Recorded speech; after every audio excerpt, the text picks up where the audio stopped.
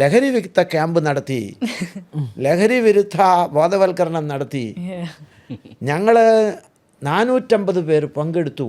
ലഹരി വിമുക്ത പ്രോഗ്രാമുകളിൽ ഏർപ്പെട്ടിരിക്കുന്ന ഒരു ഡിപ്പാർട്ട്മെൻറ്റിലെ ഒരു ഉദ്യോഗസ്ഥൻ കഴിഞ്ഞ ദിവസം ഒരു ചാനലിൽ പറഞ്ഞത്, ഞങ്ങൾ 3000 ആളുകളെ ചികിത്സിച്ചു, 3000 ആളുകളും ഓക്കെ ആയിരുന്നു.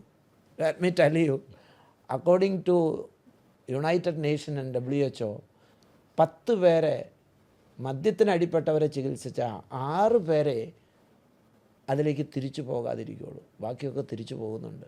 That's the research evidence.